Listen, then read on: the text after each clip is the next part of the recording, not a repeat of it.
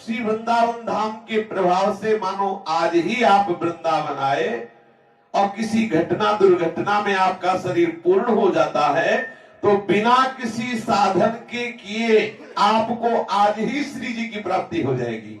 ये इस धाम का प्रभाव है। आप इस पर विश्वास कर लीजिए। यही रेणु पर मरिबो मंगल आए, इस भूमि पर मरने से मंगल हो जाता है।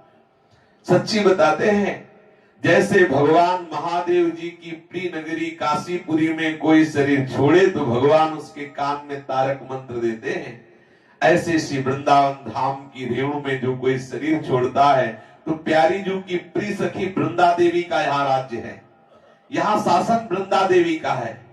वृंदा विपिन की अधिष्ठात्री देवी वृंदा सखी है और प्रत्येक जीव जो यहाँ आया है वो वृंदा देवी की दृष्टि से ही पास होके आता है। अगर उसका शरीर छूटता है तो वृंदा देवी के आदेश से तत्काल कोई सहचरी उसके समीप जाके उसके कान में राधा नाम सुनाती है और उसी इच्छाओं से श्री जी की प्राप्ति हो जाती है। ये बहुत महामहिमा में बात है, इस पर विश्वास कर लो। प्रमाण मत ढूंढो कौन से शास्त्र में प्रमाण लिखा है, हमारी छाती शास्त्र में प्रमाण लिखा है। अगर विश्वास मानो तो मान लो, करके देख लो। जय रेणु पर मरिबो मंगल आए, श्री जी की सहचरी पधारती है, उसके कान में श्री जी का नाम देती है और नाम के प्रभाव से सहचरी स्वरूप धारण करके श्री जी को प्राप्त होता है। रजरानी के स्पर्श से, वायु के स्पर्श से, यहाँ लाडली की कृपा कटाक्ष से श्री जी को प्राप्त हो जाता है। चाहे भले उसे सर्प ने काटा हो, अचानक कोई घटना दुर्घटना अकाल मृत्यु किसी भी तरह की हो जाए धाम में, वो यमुना जी में डूब के मर जाए, लेकिन आत्महत्या नहीं करनी।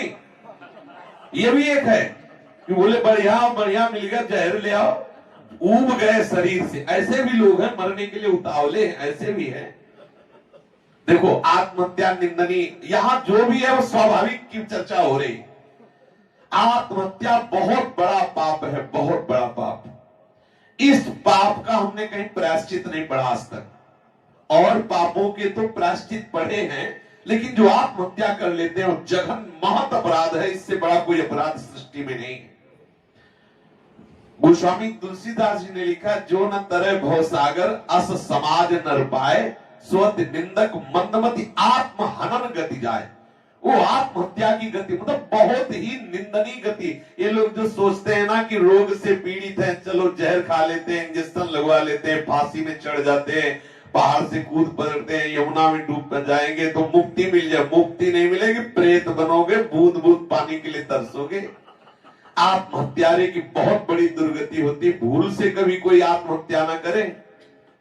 आपके जो भी कर्म है भोग लीजिए, आत्महत्या करके ऐसा महान पाप मत कीजिए। देखो जब यहाँ की सरकार तुम्हें नहीं बख्शेगी तो बड़ी सरकार कैसे बख्श देगी।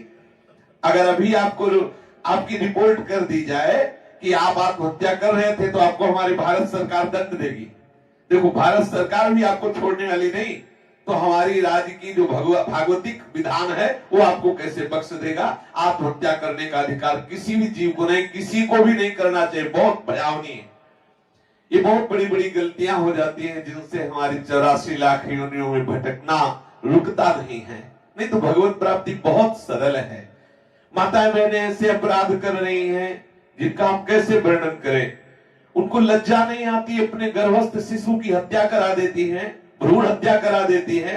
बोले बच्ची है मरवा दो। अरे तुम्हें खुद समझना चाहिए, तू भी किसी की बच्ची है। अगर तेरा गला घोट दिया जाता तो तू कैसे आज खड़ी होती। तू कैसे सहयोग दे रही है गर्भस्थ शिशु की हत्या करा दे। तू माँ है, ऐसा तो कोई राक्षसी भी अपने बच्चों से नहीं करती कि अपने बच्चों की हत्या करा दे। तू पिता है, सावधान, कोई भी ऐसे अपराध न करे। ये बिल्कुल बहुत ही निंदनीय अपराध है। अरे अपने ही हम परिचय की बात बता रहे, परिचय में थे, पहले गर्भवती थी, आशीर्वाद है महाराज हमारा सा। फिर जब दोबारा मिले तो बोले डॉक्टर ने कहा कुछ थोड़ा इसका दिमाग गड़बड़ है, इसलिए हमने सफाई कर। तूने कोई ऐसा वैसा समझा। भयंकर अपराध। ये दुष्ट लोग, मलिन बुद्धि वाले लोग जानते नहीं। ठीक है थोड़ा पागल पैदा होगा, वो अपने कर्म का भोग करेगा, तुम्हारे भी कर्म खत्म हो जाएंगे, क्योंकि तुम उसकी सेवा करोगे, तुम उसके संबंध से जो कष्ट भोगोगे तुम्हारा हृदय निर्मल हो जाएगा। तुम ऐसा करके कि डॉक्टर से परीक्षण कराए कि ये कम बुद्धि वाला है, इसके अंग ठीक नहीं है, आप उसे नष्ट करवा दीजिए, ये अधिकार नहीं है। ये बहुत बड़ी बड़ी गलतियां हैं जो हमें भगवत मार्ग में। अब वो बोलते मुझे मेरा भजन में मन नहीं, कैसे भगवान ऐसी विपत्ति दी? अरे तुम सड़ोगे, नरकों में जाकर सड़ोगे। गर्भस्थ शिशु की हत्या कराते हो, भ्रूण हत्या कराते हो, बेटी की हत्या कराते हो, फिर कहते हो हमारे परिवार में दरिद्रता। अरे दरिद्रता नहीं, विनाश लीला शुरू हो जाएगी। ये सब दैवी शक्तियां हैं, तुम क्या समझते हो? बच्चियों की हत्या कराने वाले, बच्चों की गर्भस्थ हत्या कराने वाले तुम खिलवाड़ समझते हो? भगवान भी क्षमा नहीं करेंगे। बहुत सावधान, जो भी जहां से भी सुने होश ठिकाने रख लो, संयम से रहो। किसी भी जीव की हत्या करने का अधिकार नहीं है। श्रीपाद प्रबोधानंद जी कह रहे यदि वृंदावन आप आ गए हैं, वृंदावन का आश्रय लिया है, आपको काले सर्प ने डस लिया, या कोई भी घटना दुर्घटना में आपका शरीर पूरा हो जाता है, तो आप श्री जी को प्राप्त होंगे। आप अमृत पद को, ये स्वाभाविक लिखा हुआ है। स्वाभाविक के लिए आप जहर खा के आत्महत्या करें, आप यहाँ किसी पर्वत से गिर जाएं, या आप यमुना में डूब के सोचे यहाँ कल्याण हो जाएगा, तो अपराध लगेगा। ध्यान रखना, वो आत्महत्या जनित अपराध आपको शांति नहीं लेने दे। यहाँ भी भूत बनते हैं और भूतेश्वर महादेव जी के अंदर में रहते हैं। यहाँ वर्णन आता है, बहुत सावधानी से ले, यहाँ भी पिटाई होगी। महादेव जी के पार्षद मथुरा में भूतेश्वर है ना, उनकी सेवा यही है। यहाँ ज्यादा उपद्रव जो करते हैं ना, उनको भूत बुलाया जाता है, महादेव जी की सेवा में दे दिया जाता है। महादेव जी खूब पिटाई करते हैं, फिर ठीक हो जाता है वो, फिर श्री जी की सेवा में भेज देते हैं। वैष्णवाचार्य है ना, इसलिए सावधान।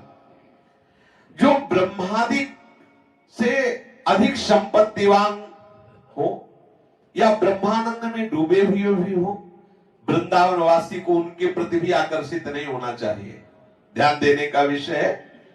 हम श्री वृंदावन धाम के आश्रित हैं, हम प्रिया प्रीतम के उपासी हैं।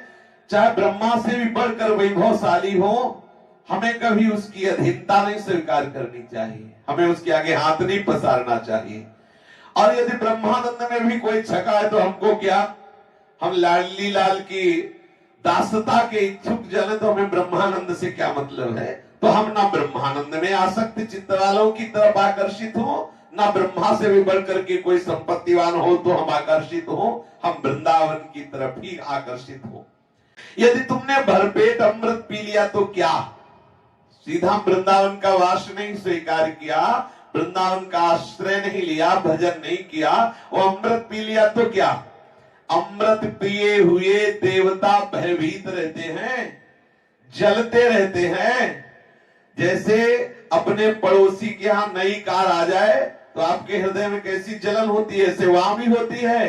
बढ़िया विमान में चढ़े देख करके, सुंदरी अप्सरा के साथ हंसते खेलते देख करके एक विमान वाला दूसरे विमान वाले के प्रति जलता है। ये सब लीला वहां भी हो रही है। हमारे हृदय में श्री श्यामा श्याम के चरणों के आश्रय की सिवा अन्य आकर्षण नहीं। श्रीपाद कह रहे यदि अमृत पी लिया तो क्या, जल तो रहे देवता भी। देवता भी तरसते हैं कि भारत में मुझे मनुष्य शरीर मिले और भगवत प्रेमी महात्माओं का संग मिले और मैं भजन करके भगवत धाम की लीलाओं में सम्मिलित हो जाऊं।